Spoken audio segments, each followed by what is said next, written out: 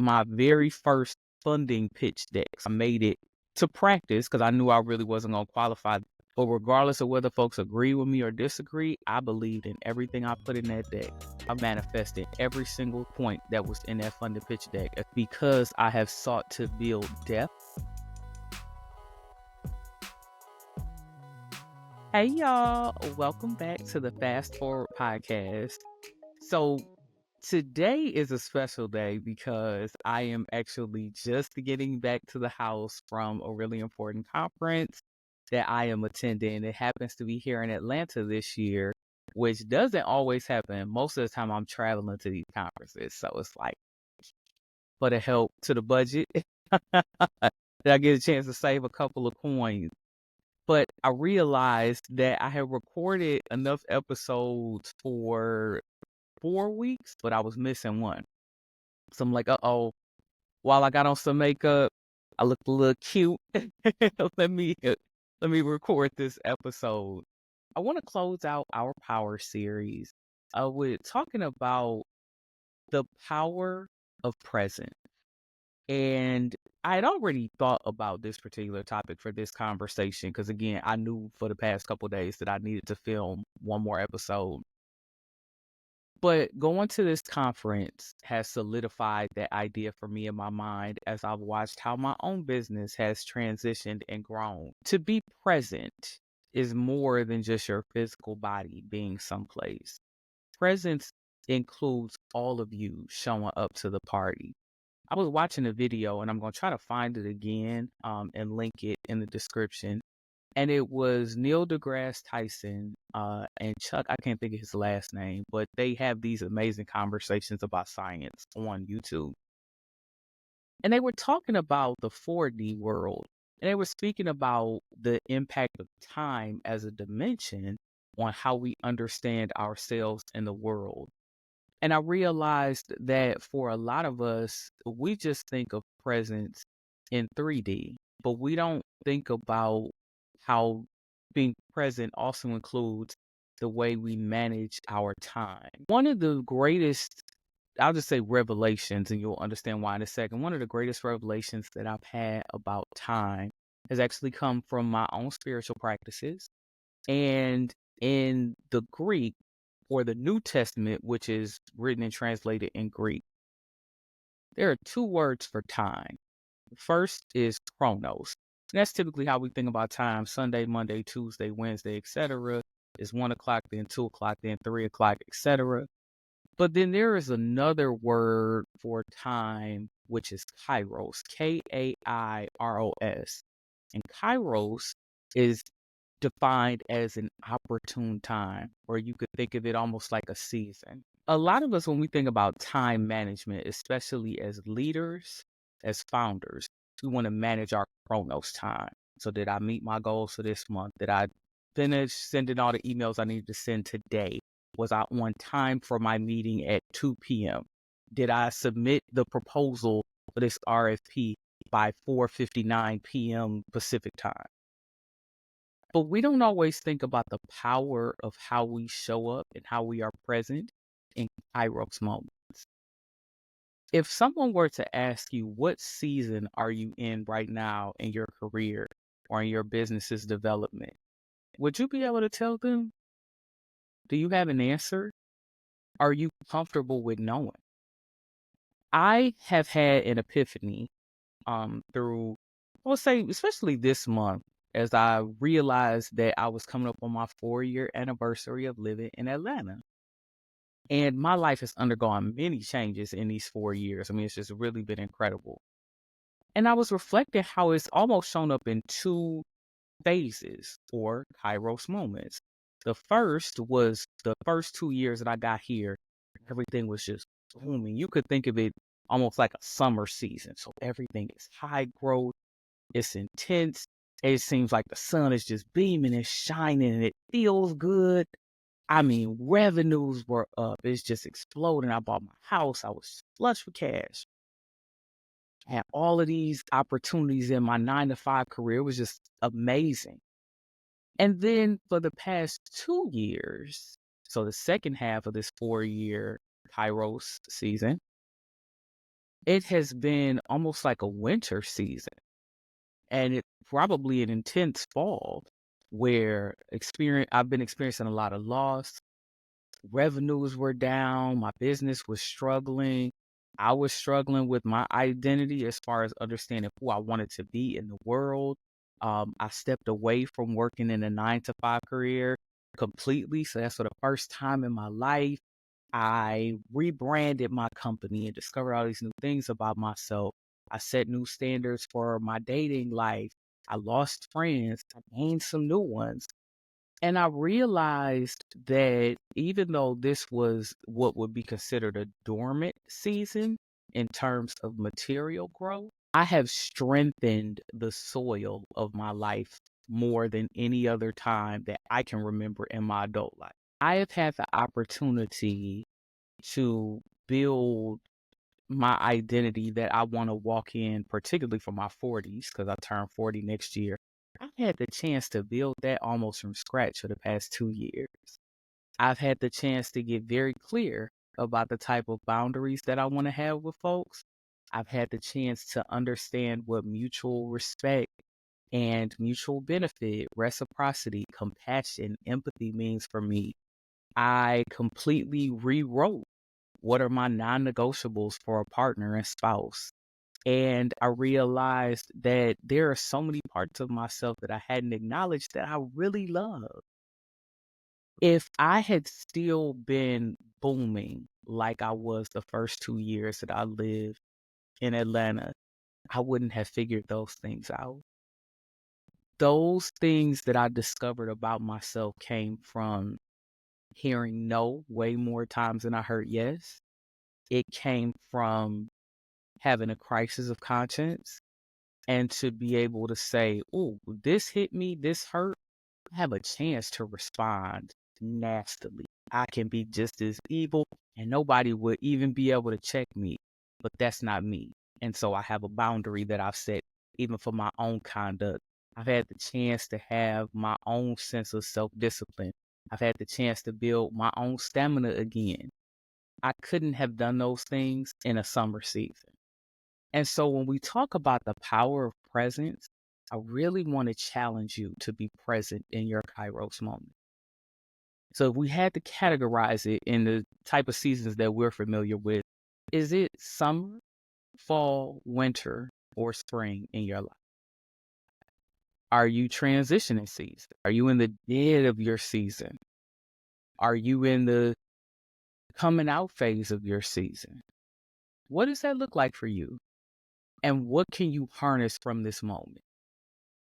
I think about places that I've lived where we didn't have 4 distinct seasons. So when I lived in LA, it was quite literally always sunny. I think in the year and a half I lived there, it rained 3 times, and 2 of those times it drizzled. And so it wasn't real rain. And while I loved it, the sun was always shining, it was also disorienting because I realized how much I relied on the seasons changing to help slow me down or speed me up mentally.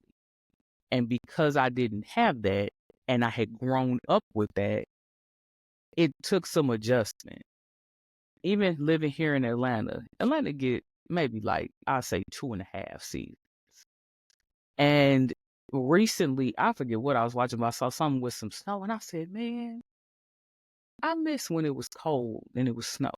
There was something about the peacefulness of just like seeing snowflakes drop, and if you get super quiet, you can literally hear them coming down.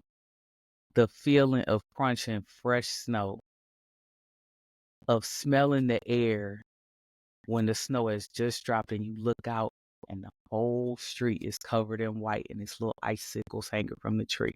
Those types of memories and the dormancy that came from that, I needed that. Of course, it's fall right now in the northern hemisphere and the leaves are changing. And I saw on YouTube, it was a quick little news story from ABC in New York. And they were saying the leaves are changing color in Central Park. And it brought a tear to my eye because I remember walking through Central Park in the fall and seeing those beautiful colors.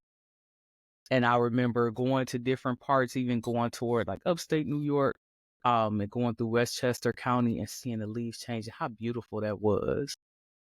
I needed the signaling of fall, the leaves changing, the air getting a little bit crisper. That signaled something for me. I love spring. I love the cherry blossoms. When I see the cherry blossoms come through and they're different shades of pink, I see the first buds from my rose bush. It tells me something. It's a signal for me. Every season has its place. Even plants know when to go dormant. Even plants know when they got a shot to bloom at their brightest, at their strongest. And so, what season are you in?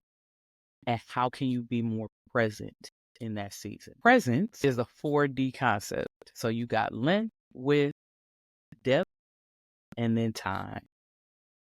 So, it's not just about how tall can we grow. You think about height, a skyscraper, you can see a skyscraper from miles away. But it's also about how do we harness and leverage our width. So when I think about walkable urban versus suburban sprawl, you think about short mini malls versus tall skyscrapers and multi-use buildings. It depends where you live, whether or not that's the preferable design choice. That's one of the things I learned when I studied urban planning. And that when you design something that's very wide but very short, that use of space is not easily convertible if you want to change to something else. But likewise, if you build a super tall skyscraper, that has its own dangers because everything is in such a compressed space and there's a level of density to the occupancy that you have to consider. And so when you think about your season in your life, what's the impact of your width versus your length? And then we want to think about depth. You don't want to be so tall and lanky emotionally, spiritually, that you lack depth and everything is so shallow. I think about, again, I'm at this conference, and this is one of, I would say, two flagship conferences that it's like, if I don't go to anything else, I need to be at these two, it's NMSDC and WeBank. And I realized that the first year I went, I was just talking to everybody. It's like, just go to the expo, talk to as many people, boop, boop, boop, boop, boop, just get your name out there. But for the last couple conferences that I've been to, so this is over the course of like a year, year and a half, but the different conferences I go to is usually the same procurement employees and professionals that are there from corporate buyers. And I haven't wanted to run the rat race. I go talk to the folks who I've probably already been chatting with on email, maybe saw them at the last conference. We're developing a rapport, or they're my existing or former client, and I want to catch up with them in person, hug folks, sit down, have a meal, laugh, kiki a little bit. They catch up with me. That depth means a lot to me. The intimacy of relationships means a lot to me. The older I get, I think the more grounded I am in who I am, the less I like shallow connections. I recognize that you got to have small talk. I recognize that everybody's not going to be your bestie. But even if I don't trust you with my life, so to speak, I hope to build the type of mutual trust with people that we can have honest conversations. And so a lot of the people that I've run into at different events over the past 3 to 4 months, I feel honored that they felt comfortable enough with me that they could be vulnerable.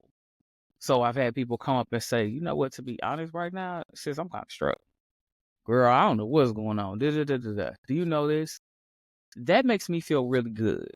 And I know we hear a lot about trauma dumping and venting to people and lack of boundaries, and I get that. But I think for me, I've always cherished being able to be a safe space for folks. And I feel like it has made me a better person and also a better professional because I get a chance to let people know that they're not alone. You don't know what people are going through. You have no idea what people might be on the brink of. You would be surprised to be able to give people some type of relief through a conversation or just by being present. That means a lot to me. But then on the professional side, I get a chance to do some awesome market research. People trust me to tell me what their pain points are. That is an honor. Not everybody gets to know where a business is struggling. Not everybody gets to know how somebody might be struggling in their professional life, the new thing they're looking out for, the thing that's coming up in the next few months. That is a blessing to be able to be someone's confidant.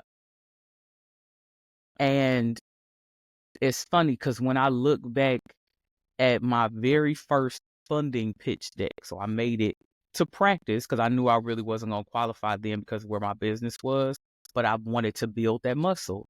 I remember writing that pitch deck, and the things that I put on there, they had not even come close to manifesting.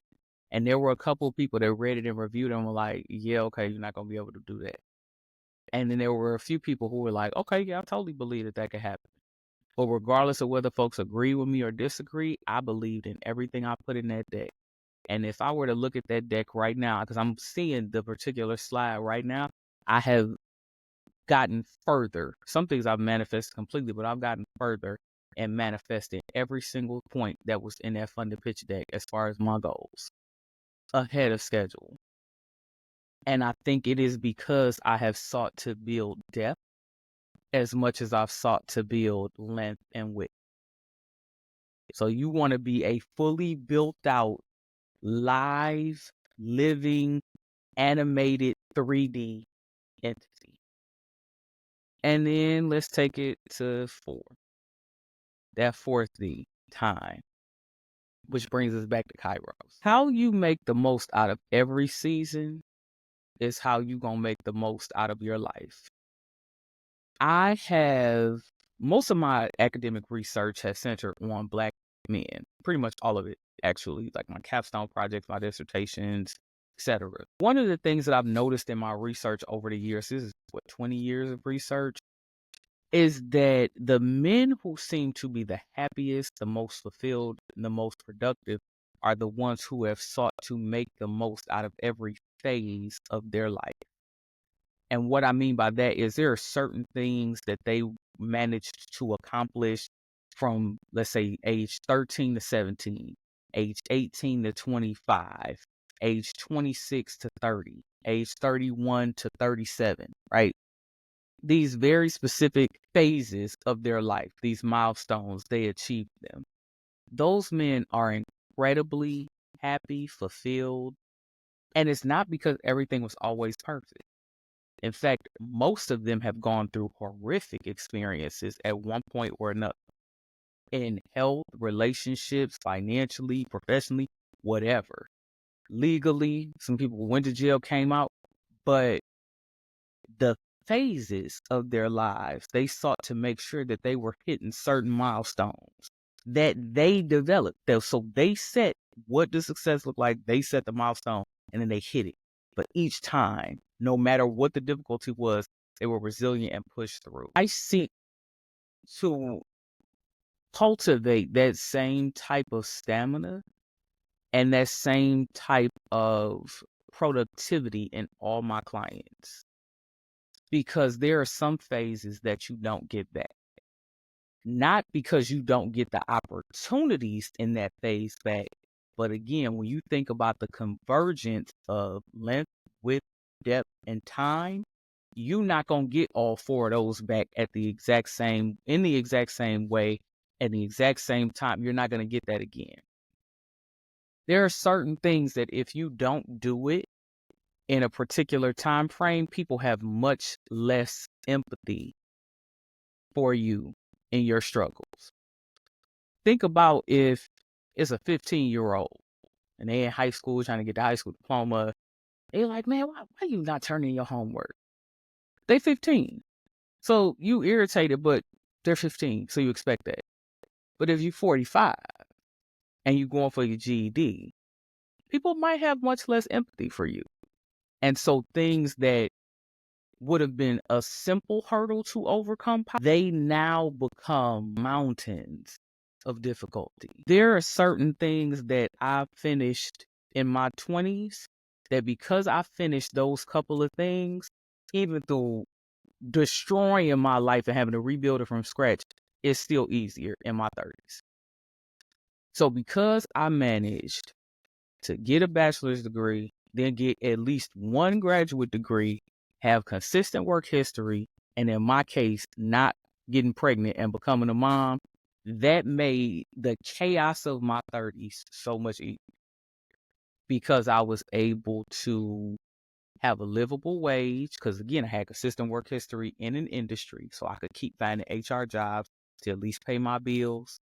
I had the education that I needed to qualify for jobs to pay the living wage because I kept relocating and try to figure my life out. I didn't have kids, so it was easy for me to move around, and it was cheaper for me to move around because all I got to do is worry about me. In my life, those things would have been much more difficult if any of those 4 milestones had not been achieved. I know some people that for years, let's say they're going for cosmetology license.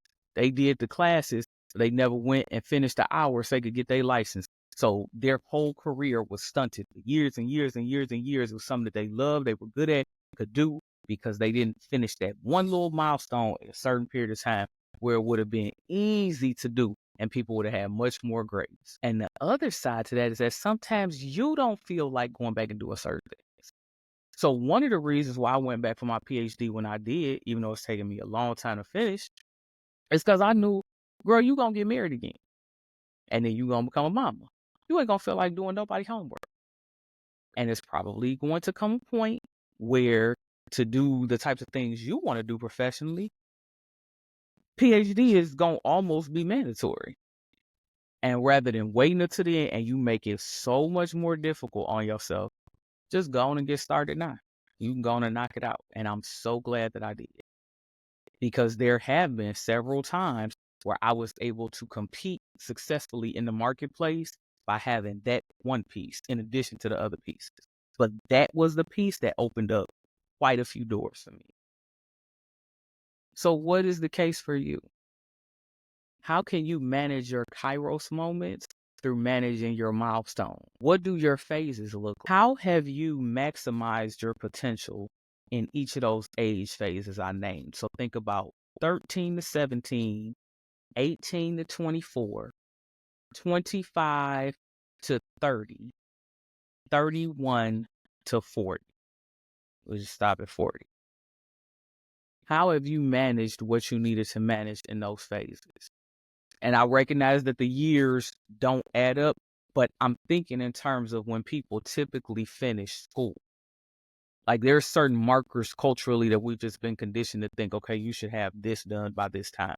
And because that's a cultural expectation, again, the outside world and external influences will put pressure on you, which impacts the way you see yourself. So how have you managed those phases?